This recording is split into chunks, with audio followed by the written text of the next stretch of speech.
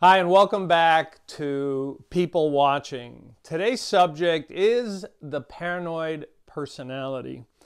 Now, those of you who have read my book, Dangerous Personalities, know that this is one of those personalities that I spoke about, which presents us with many issues and problems in society.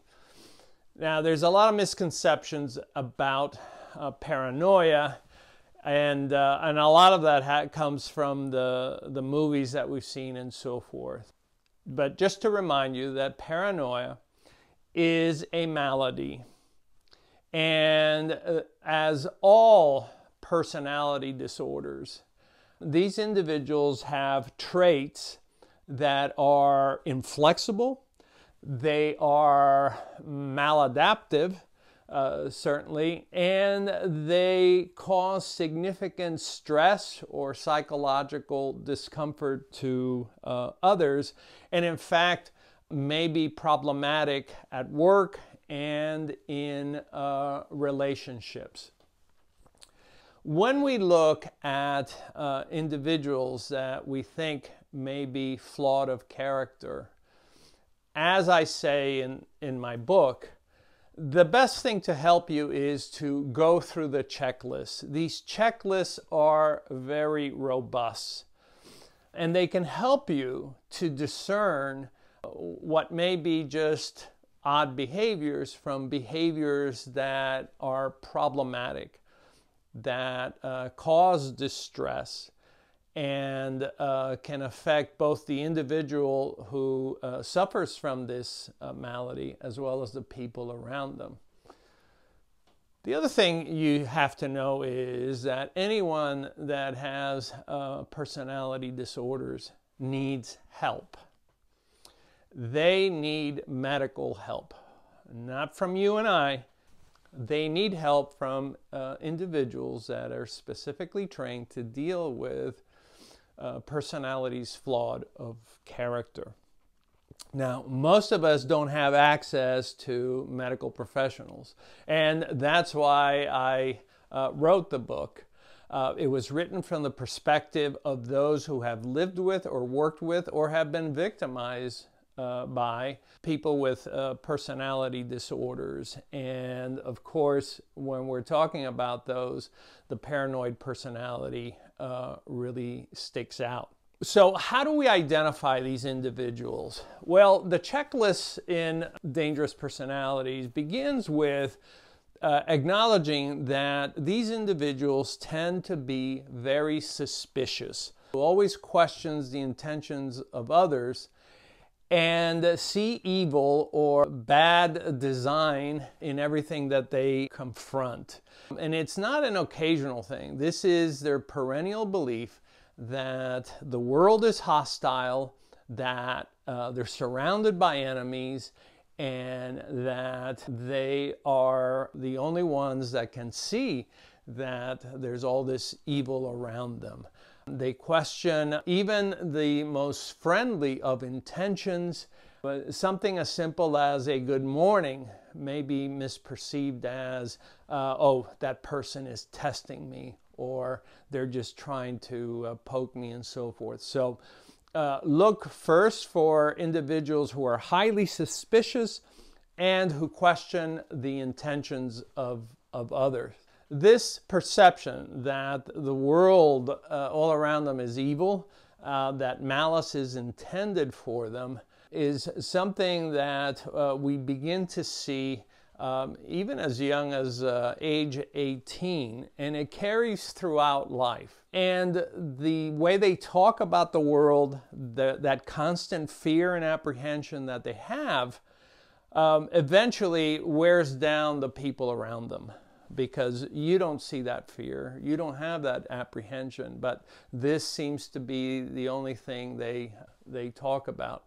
So it's a constant state where they are hypersensitive, hyper alert to things that can possibly go wrong or intended for them. Now, let me caution you, because I have, in my own experience, observed that many people coming back from war who have suffered from post-traumatic stress disorder, many of them have some of the same features as the paranoid personality. They are on constant alert, they can't seem to relax, and we have to be mindful that these individuals have suffered emotionally and psychologically, and they need some serious help. The other thing I look for, and you see it in the paranoid checklist, is they don't seem to relax. They can't trust others. Everyone's intentions must be questioned, and they have the inability, or they're unable to confide in others. They seem to hang on to secrets, or they're very secretive, because they perhaps innately sense that not everybody sees the world as they do, which is frightening and threatening and so forth. So the lack of trust, the lack of confidence in others is something that cumulative, right? So we add these up, we look for.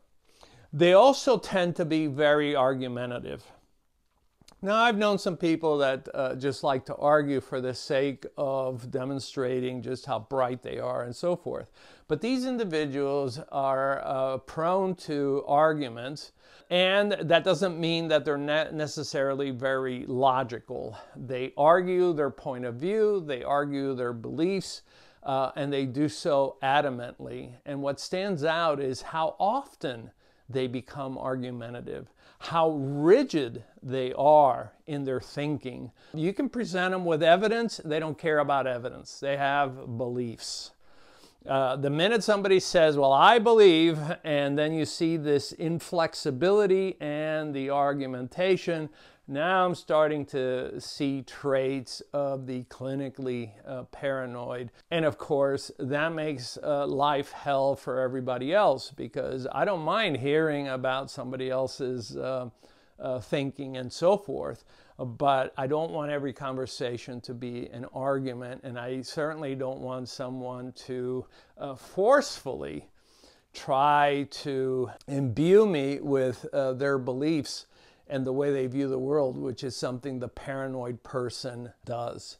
They will look at world events and immediately attach some sort of evil connotation to it. They will look at simple things that may happen, such as a flat tire, and immediately perceive that as someone did that on purpose. Even in a home situation, something as simple as someone knocking at the door, they immediately become aggravated, they become anxious, they may even become angry, such as, why would somebody come at the door? What's going on? And so forth.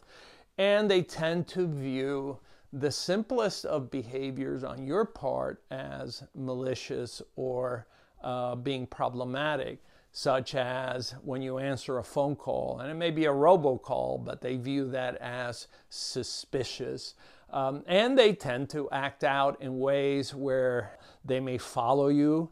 They may put devices on your phone or in your car to track you, because they're unable to trust others. They're just simply unable to trust others. So they can be very jealous, and it can become very pathological because of this inherent distrust that they have, not only on the world, but everybody around them. They are extremely stubborn, both in thought and in belief and in their attitude, and they are irrational. It doesn't matter how much evidence you present. It's all about what they feel and what they believe, and they will not consider that which is logical. They certainly would never consider something such as Occam's razor or evidence that might be persuasive to someone else. So keep these things in mind. And again, we can all have one, maybe two of these, but it's the aggregation of these that is troubling. They make it a habit to always question others. And something that you might experience at home, such as why was that moved, or why is the television on that channel, or they may question why someone was promoted at work. They always see something sinister in promotions or favoritism, all sorts of things. And they're very distrusting of the reasons that are given, and so that impacts on everybody, including, after a while, people just don't want to associate with them, don't want to hang out with them, don't want to invite them to lunch, precisely because they are irritable, argumentative, and so forth. One of the traits that is probably the most problematic is that they're unforgiving and they are vindictive. They don't know how to forgive others for the mistakes that they make, for the vicissitudes of life, for things that may happen because they were accidental, because they view everything as some sort of vile conspiracy. They tend to hang on to it, and they tend to be very vindictive. They want to pay back for things that they perceive may have happened to them. And as I've often mentioned in my writing, the paranoid personality tends to be a wound collector. And in my previous videos, I talked about wound collectors, and the problem that these individuals have is that they carry around with them a bank of events, of things that have happened in their life, both real and imagined. They're constantly collecting social slights and so forth. That feeds the paranoia. It buttresses the paranoia, and then it can become metastable and cause individuals to then become dangerous. So keep that in mind. These individuals are irritating. There's no other way to say it. I've talked to hundreds of people that have worked with them or lived with them, and invariably they'll tell you they're just irritating. They're irritating because everything is always under attack. It's always under question. They don't know how to relax. They are single-minded.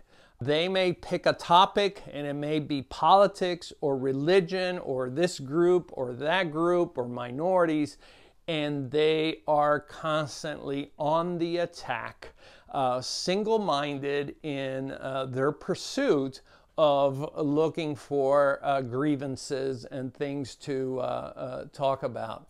As I said, because they're wound collectors, they never let go and they never forgive.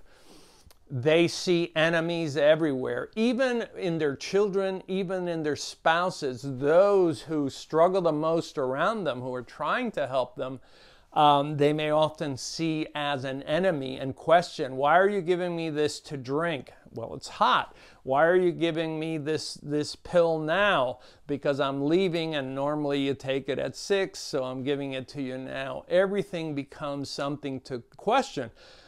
What is amazing is that these individuals don't think they're ever wrong. In fact, they'll tell you they're never wrong, that their beliefs, their perceptions are always spot on, that they see the world in one special way and no one else has the capacity to see all the evil, all the bad that is out there, and that if you don't get it, then you must be ignorant or stupid or you're an enemy. And that is frightening when children and spouses are seen as enemies and co-workers are seen as enemies. And oftentimes what we see with mass shootings is a combination of individuals who have been collecting wounds, and it's coupled with paranoid ideation that these are the people that hate me and they're out to destroy me in some way. It's something to be very concerned about.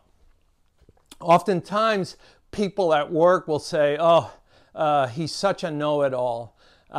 They seem to always know a lot about very little. They will quote from some esoteric passage in the Bible, or from a law book, or from some writing, and only they can recognize the purity and the grandness of these very eclectic, esoteric statements.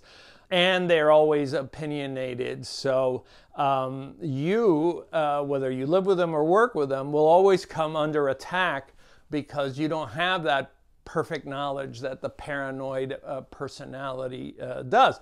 And if they're in a position of leadership, they're the ones that always say that no one knows how to do things better than they do. Keep in mind that Hitler was both clinically narcissistic, but even more so was clinically paranoid. And it was only he, with his grandiosity, that could create a better Germany.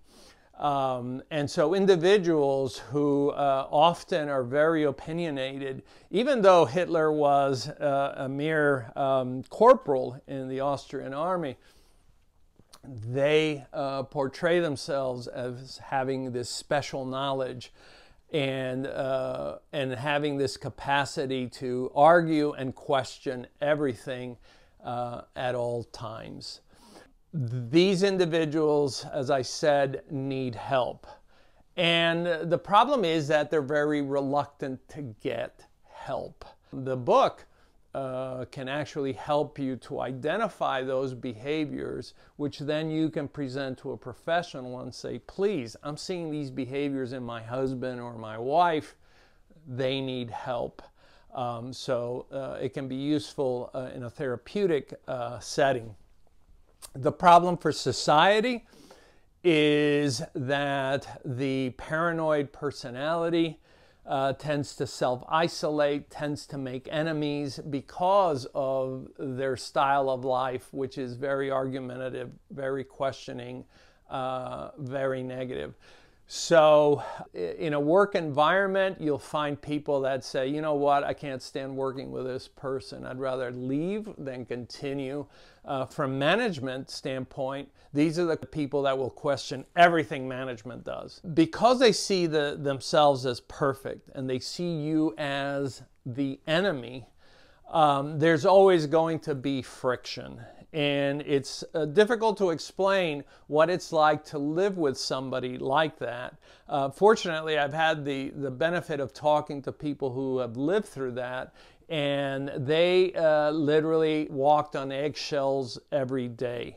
My best advice is, if you're dealing with someone who you think has these traits, and you know we've covered a lot, a very broad brush in a very limited amount of time, take the time to go through the checklist in the book Dangerous Personalities. And if you see 50 or more of these behavioral traits, then you can be further assured that your observations, your sentiments, your feelings, what you may be perceiving are accurate, that you may have someone who is severely flawed of character, that this is a problem, that they hopefully will be amenable to get help. But from my perspective, this is often very rare. And as I always say, you have to value your own self and be aware that these individuals can wear you down physically, mentally, psychologically, emotionally, and financially. And that you have no social obligation ever to be victimized. So if you need to extract yourself from work or that relationship and distance yourself, that often, unfortunately, is the only remedy in dealing with these individuals who are truly flawed of character.